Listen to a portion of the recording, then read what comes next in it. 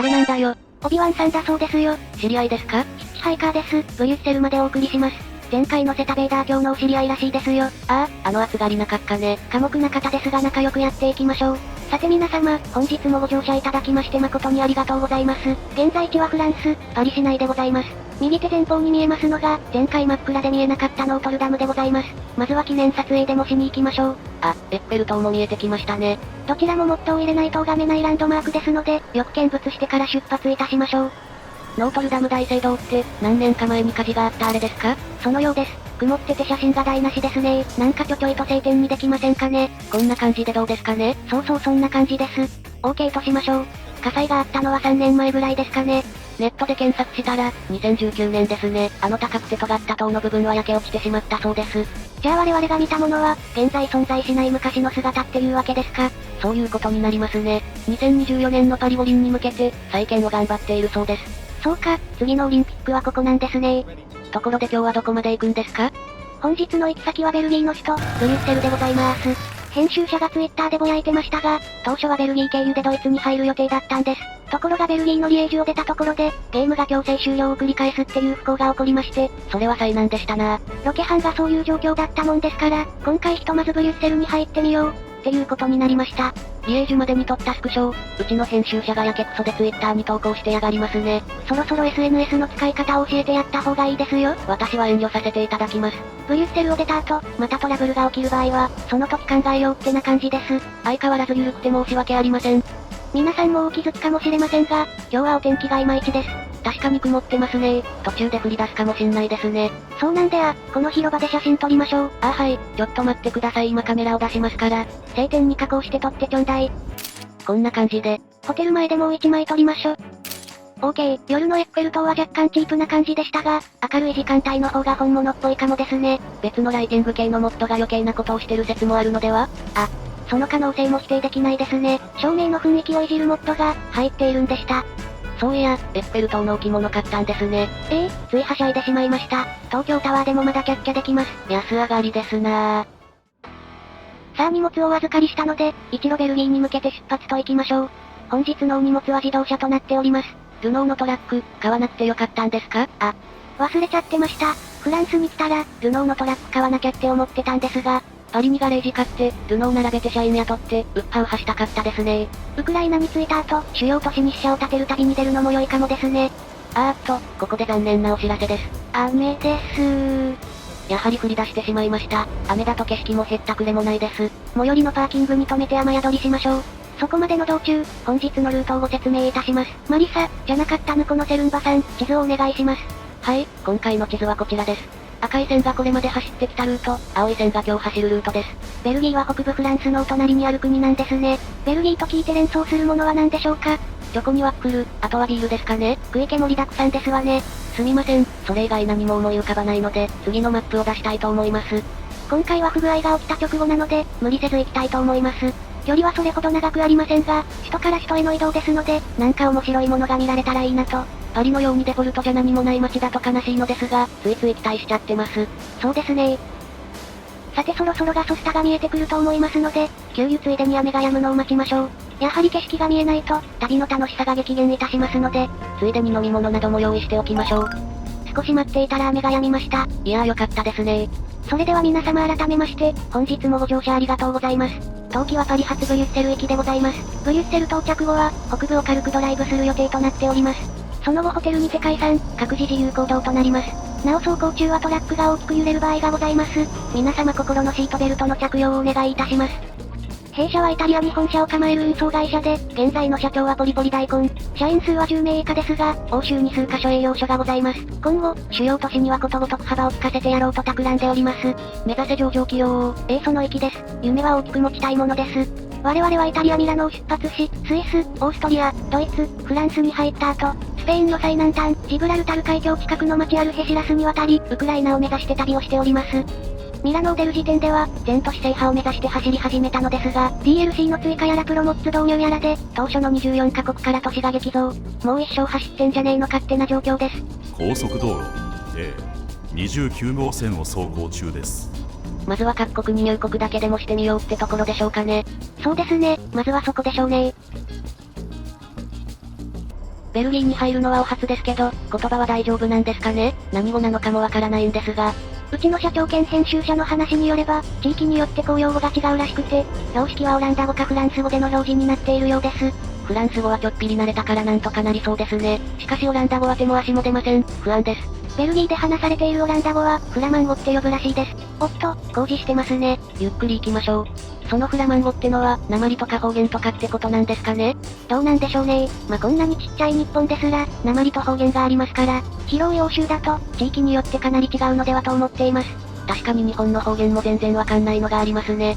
うちの社長も道民のお友達と飲んだ帰りに、今日、豚車で帰るっしょと聞かれてフリーズした、なんて言ってましたからね。なんですかその豚車ってのは？タクシーのことだったらしいですよ。おお、それは難易度高いっすね。オランダ語を語源とした日本語もたくさんありそうですよね。そうなの？日本が鎖国してた時代に、オランダとは貿易をしてましたよ。あ、長崎の出島ですか。そうそうそう。医学用語あたり、オランダ語多そうじゃない？乱暴医学ってやつでしたね。そうそう。ただ、ベルギーを旅するには1ミリも役に立たないですけどね。とりあえず料金所と町の名前が読めれば、なんとかなる気がします。頑張っていきましょい。さて、視聴者さんから質問が来てます。なんでしょう？ユーロトラックシミュレーター2をやっているパソコンの性能を教えてください。っていうことなんですが。なるほどなるほど。それはテレフォンでお願いしても？社長に電話で聞く？そう。聞いてみましょう。スピーカーフォンにしますので。はい了解です。山、川、ペヤング、四角い顔、バブル、肩パッド。ご用件は？なんの合言葉よそれ。パソコンのスペックを教えやがれ。CPU は、インテル Core i9-9900。メモリは 32GB。グラボが、ゲフォの RTX2080Ti。ってなところです。聞いてもわからん。GeForce をゲフォって呼んでたのはわかった。最近欲しいのは 4K も。聞いてやれよ。物欲は伝播するんで。さっきので回答になったのかしら？多分大丈夫とは思いますが、もし足りなかったらまたコメントでお知らせくださいませ。ついでにもっと紹介もしておきましょうか。今日のために一つ入りましたよね。あ、そうでした。今日ご紹介するのは4つですね。まずは1つ目、シティライティング。こちらは Steam ワークショップで借りているモッドですが、信号の明かりや街灯をリアルにしてくれます。納品が夜中になってしまった時や夜間の配送時など、急にゲーム感が丸出しになってテンション下がるのを予防してくれます。滲む街灯の明かりに癒されたいお父さんたちにもおすすめです。では次行きましょう。はい、では2つ目は、リアリスティックビルディングライツ。こちらは以前ご紹介したパリスリビルドと同じ作者グライムズさんのモッドで、マンションやオフィスビルなど、建物の明かりをリアルにするものです。街灯もそうですが、デフォルトは夜中も高々と明るい仕様になっています。車なんか走っちゃいない夜中の虹に、どちゃくそ明るい街中っていう、そんな非現実を、しっとりと抑えめの明るさにしてくれます。ただし明るい方が走りやすい場合は、安全のために入れないでおきましょう。ご安全に。安全第一です。おっと料金所ですね。出てすぐのパーキングで今日はお泊まりです。なんかもう少しいいサービスエリアとかなかったんですかい？景色が見えない時間を極力減らそうとすると、やっぱりここかなと。撮影上の都合だと、致し方ありませんね。ではそこでまったりしますか。ちなみに明日は何時起床です？ 6 時起床、7時出発です。それでは皆様、明朝7時出発です。おはようございまーす。朝からテンション高ー。さあ今日も元気に走っていきましょう。現在地はバランシエンヌの南でございます。半分弱ぐらいの位置でしょうかね。そうですねー。では昨日途中までになっちゃったモッド紹介の続きからいきましょう。そうしましょう。3つ目ですね。リアリスティックレイン。こちらは Steam ワークショップで、雨の雫に関するテクスチャ等々リアルに置き換えてくれるモッドです。どこから見てもリアルになるよう手を入れてくれるので、キャビンの中にいても、外のカメラで捉えても、いい感じの雨が表現されます。あれ？前方になんか見えますね。なんでしょう、あのハートみたいなオブジェは。標識になんか書いてないですかね？いや、地図見ましょう。もしや国境かな？国境、あれは国境です。ついにベルギー入国ですね。我々はこれで7カ国目になります。写真撮りますか？そうしよう。ベルギー王国に入りました。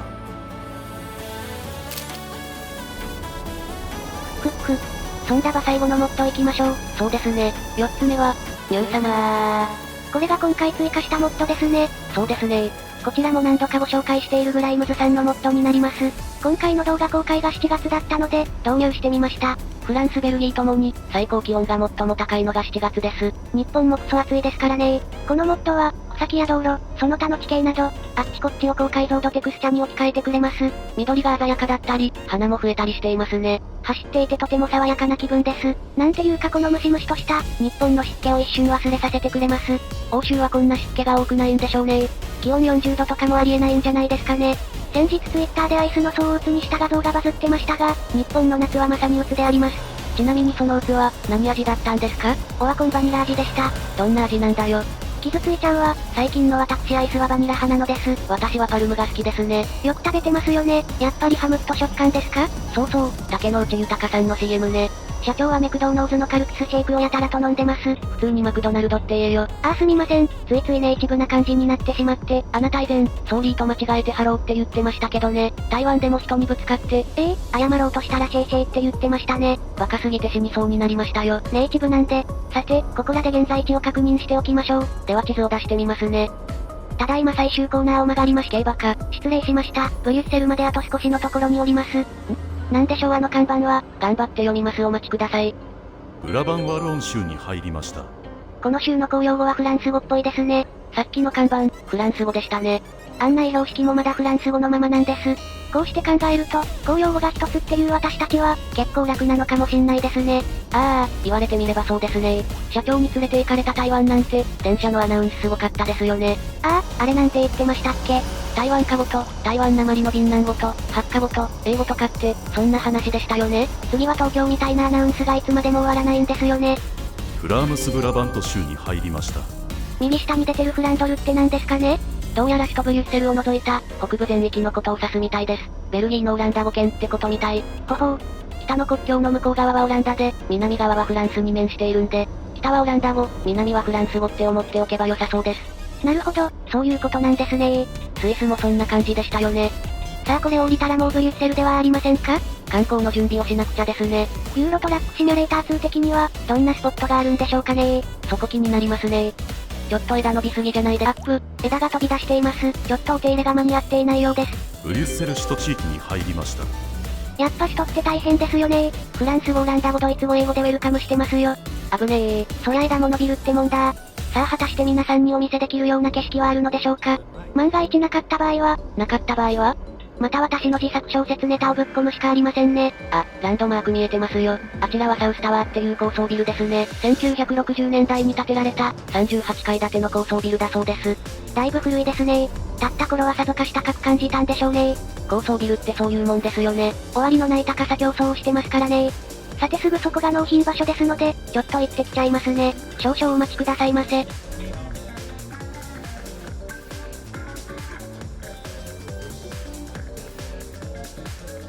さあお待たせいたしました。今日は楽しい市内観光前編としまして、ブリュッセルの北側をぐるり回ってみたいと思います。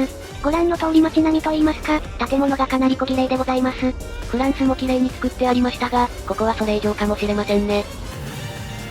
あら、おしゃれな街灯がついておりますわよ。いやー、他の街と全然違う感じですよ。納品場所が公用エリアにあって、生活圏に入れない街が多かったですからね。街中を走らせてもらえるのは嬉しいですね。そういや納品の時、お金もらえませんでした。ここまでただ働きってことですか？そういうことになりますね。おそらくこれも不具合なんですよね。モッドのせいかもしんないです。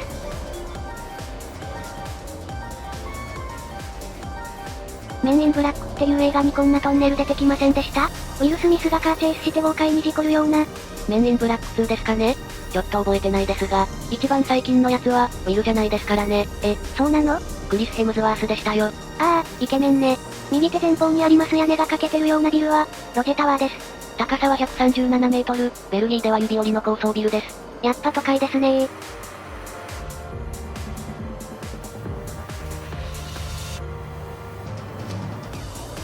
都会っぽいですが、人が全然いませんね。そこら辺はゲームなので致し方ないでしょう。ランドマークは高層ビルばっかりなのでしょうか。ちょっと後ろを見てみましょう。写真だー。ドローンも飛ばしてくれー。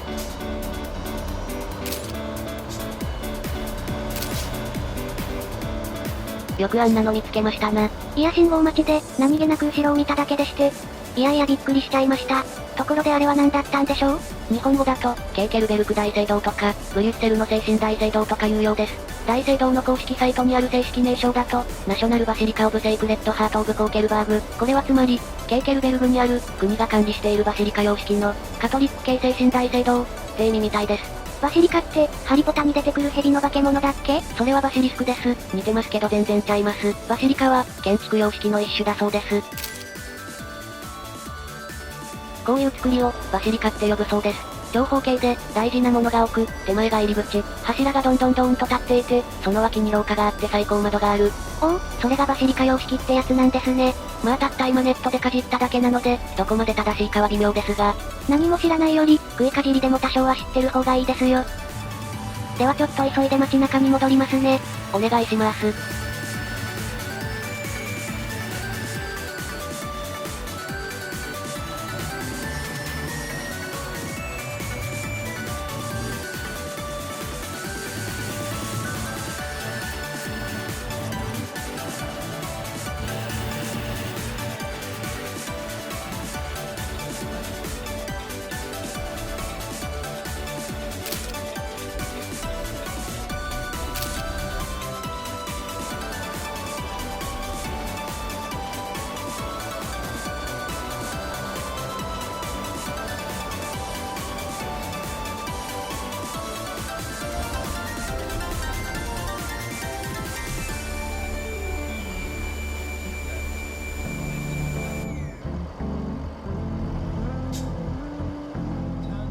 あれ？ここはもしかして、路面電車が走ってるんでしょうか？おわ、すごい電線が張り巡らされていますね。フランスと同じようなトラムが、街中を走っているそうです。この辺をうろうろしていたら、走っているところが見られるかもですね。でもこの線路の上は、ちょっとガタガタしますので、荷物を積んでいる時は避けたいかな。身軽な時にまた来てみましょう。そうしましょう。やっぱり街中は走ってて楽しいですね。やはりベルギー経由にして正解でしたね。不具合が起きたのもあって、一度はベルギーを避ける方向で調整を進めていたのですが、ダメ元で来てみてよかったです。もし皆様も楽しんでいただけたなら幸いでございます。間もなくホテルですかね？そうなんです。名残惜しいですが。本日もご乗車ありがとうございました。当機は間もなく目的地に到着いたします。お降りの際にお忘れ物がないよう、お手回り品をご確認くださいませ。この先もどうぞお気をつけてお出かけください。またのご乗車をお待ちしております。